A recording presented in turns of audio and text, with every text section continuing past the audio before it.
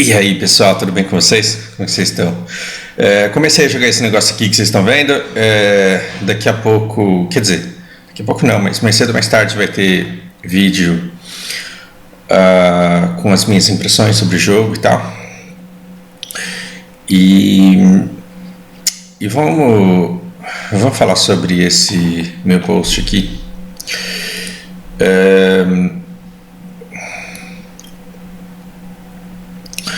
Bolsonarismo virou uma religião. Religiosos, eles se apegam a dogmas. Essa palavra que a Isa falou aqui antes era uma coisa que se restringia apenas à religião e hoje não é mais. E é verdade. Dogma é uma verdade absoluta, inquestionável, incontestável. Deus criou o homem e a mulher e colocou no jardim. Dogma é Jesus morreu por nós. Dogma o Messias está por vir. Dogma é uma coisa que, se você não acredita, você não faz parte do clubinho, você não brinca no parquinho, porque você tem que aceitar aquilo, ou então fé não seria fé. Porque o que é fé? Fé é você acreditar em coisas que não podem ser provadas. Se você prova, vira ciência, e aí não tem mais por que acreditar. E uma religião é quando um grupo se reúne para acreditar em algo, só que hierarquicamente, porque alguém controla toda essa estrutura e as pessoas que controlam essa estrutura, elas têm poder, como se Deus as privilegiasse em relação aos outros. Eu falo diretamente com você, eu ilumino diretamente você, então o Papa, ele tem privilégio na comunicação com Deus, o Rabino, ele tem o pastor, eles têm privilégio na comunicação com Deus, e aí você tem que aceitar o outro porque ele tem autoridade para falar, porque afinal de contas ele está mais perto do telefone sem fio. E já dizia Carl Sagan, o crente, ele não segue uma lógica, ele não segue a razão, ele não segue a ciência, senão não seria fé, seria ciência. Mas ele acredita por uma profunda necessidade de acreditar. E é por isso que eu digo que o bolsonarismo ele se tornou uma religião. Religiosos se apegam a dogmas, e aí você tem uma crença coletiva que supera a razão, porque ela é validada por todos os irmãos de fé. Então, como todos os irmãos acreditam, então não tem como estar errado. Todo mundo acredita que Bitcoin vale alguma coisa, então tem que valer, porque todo mundo acredita nisso. Então todo mundo que acredita que Deus existe, que ele tem o formato de um elefante, então Deus só pode existir, e ele tem que ter cara de um elefante, né? Quando você ataca um dogma bolsonarista, ele não vai parar para pensar, ou um dogma qualquer. Quando você fala esse elefante aí, não é uma divindade, não. Quando você fala Jesus, na verdade, filho de José. Quando você fala uma coisa dessa, você é apedrejado. Por quê? Porque você está usando a lógica para tentar privar uma pessoa, não de uma crença, mas de uma comunidade religiosa que faz sentido e que dá significado, que dá sentido à vida dela, que faz com que ela se torne especial, superior, correta, e faz com que ela seja destinada ao sucesso e à felicidade. O bolsonarista, ele acredita que, de fato, o mundo ele melhorará ao ponto dele ser feliz, dele ter sucesso e dele esfregar na cara de todo mundo que o Brasil só não dava certo antes porque não deixava o Bolsonaro trabalhar, assim como o Lula falava, deixa o homem trabalhar. Deixa o homem trabalhar. Essa religião do Bolsonaro, ela é um recondicionamento da religião do Lula. Os dois usam técnicas extremamente semelhantes. Um crente, ele não acredita num dogma porque ele faz sentido, ele acredita por uma profunda necessidade de acreditar e se sentir alguém relevante nesse processo de conquista do mundo. O cristão, ele acredita que a fé dele faz diferença no destino do universo, porque ele acreditar em Deus faz diferença na luta de Deus contra o mal que precisa existir. Hoje o Brasil ele é feito de 200 milhões de pessoas que estão vendo pessoas em caravanas religiosas. E essas pessoas dessas caravanas religiosas, elas são extrema minoria. Elas estão no fim da fila do pão das religiões brasileiras. De tão poucas que são essas pessoas. Mas quando você faz um evento de terraplanistas, você coloca lá naquele ginásio todos os terraplanistas do Brasil, você vê que é gente pra caramba. Qualquer recorte que você fizer, se você juntar todos os torcedores da Ponte Preta num lugar só, vai encher de gente, desculpa. Se você colocar todos os motoristas de maré, turbo, do Brasil num lugar só, vai ter gente pra caramba, você vai olhar pra esse monte de gente e vai falar, caralho, vocês tudo tem maré, e assim, todo mundo ali tem maré, e quando você coloca junto, parece que é gente pra cacete, mas não necessariamente é. Não necessariamente é. Então, quando você diz que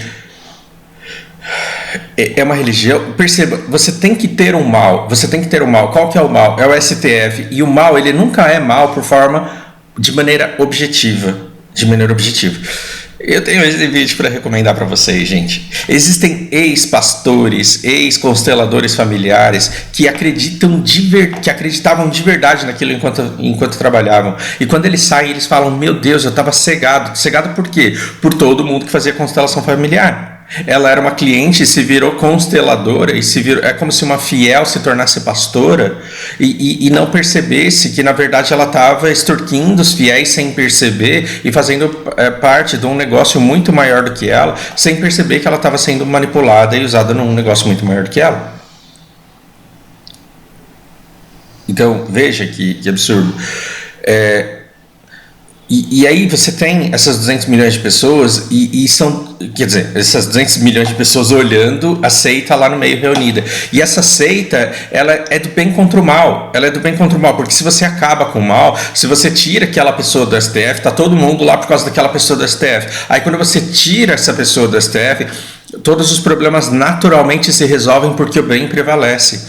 Gente, no paraíso das Testemunhas de Jeová, com todo respeito, o bem prevalece porque Deus, ele é um ser extremamente poderoso que vai organizar tudo. Só que Deus não está interferindo na nossa terra. Se Deus não interfere na nossa terra, se você tirar o cara do STF, você terá que ter competência para governar, você vai precisar de um projeto, você vai precisar de um plano, você vai precisar de apoio para a execução desse plano, para que ele dê resultados a longo prazo, porque nós somos carentes de planos de 20 anos de educação, de 20 anos de infraestrutura, para que a gente comece a construir alguma coisa. Todo mundo achava que quando tirasse a Dilma se resolveria. Agora, quando tirar o cara lá da STF, tudo se resolve. Por quê? Porque a gente está numa religião bolsonarista, maniqueísta, que é uma luta do bem contra o mal, que se você tirar o mal, tudo naturalmente se encaixa e se resolve. Por quê? Porque aí o bem vai prevalecer. Só que a política e a administração de um país é muito mais complexo do que isso, porque quando você tira aquela pessoa que não deixa você trabalhar, você tem que trabalhar. Só que aí, se você tirar esse cara do STF, vai aparecer um outro diabo, assim como essas religiões maniqueístas. Deus é puro amor. Se tem criança que passa fome no mundo, é porque o diabo... Deus é amor. Se você foi abusada sexualmente quando você era criança, é porque o inimigo... E aí você fica justificando todo o mal pela existência do inimigo, e aí você precisa de um monte de irmãos para acreditar junto com você de que um dia esse inimigo não vai existir mais. E aí tudo se resolverá. Só que a religião, ela falha, muitas religiões falham com determinados dogmas, porque elas colocam seus deuses como todo-poderosos. E a religião que tem dogmas maniqueístas e acredita num Deus todo-poderoso, ela é confusa, porque Deus, ele só não impede o estupro de uma criança por orgulho à sua própria imagem, e se permite desafiar e se permite não fazer valer a sua lei pelo seu orgulho ferido por aquele que o desafiou, isso seja Lúcifer, seja Melkor, seja quem for na sua mitologia, Então, esse Deus Todo-Poderoso, ele deve ser capaz de governar. Se ele é todo-poderoso, ele deveria ser capaz de governar apesar, veja essa palavra, apesar do mal. Você acha que um CEO de uma grande empresa, ele não tem gerentes ruins, ele não tem diretores ruins, eles não têm consultores ruins? Você acha que eles não têm funcionários ruins? Você acha que eles não têm motoboys ruins? Tem. Dá para tirar todas essas pessoas e substituir? Sim, dá. Aí você substitui, entra gente pior.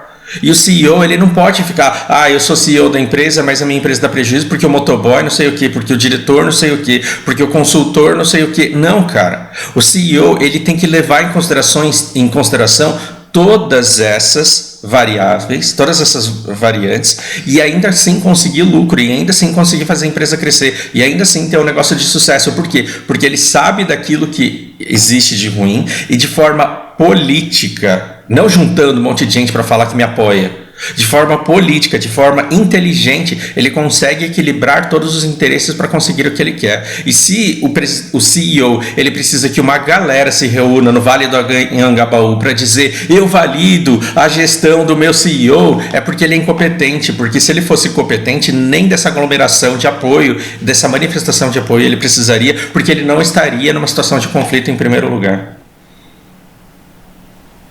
Agora, eu vou tirar a fé do Keltinson Souza. Eu não posso tirar a fé do Keltinson Souza, porque quando você tira a fé de um crente, o que você vai colocar no lugar? O que é que vai dar significado à existência dele? O que é que vai dar propósito às lutas dele? Então, é uma seita que vai continuar bélica, porque essa religião ela é bélica. Ela vai continuar atacando, ela vai continuar esticando a corda, não literalmente, mas ideologicamente. Porque quando você vai numa igreja neopentecostal, todo mundo é guerreiro, todo mundo é batalhador, todo mundo odeia o inimigo e todo mundo é os braços fortes de Deus. Mas não dá porrada de verdade, né?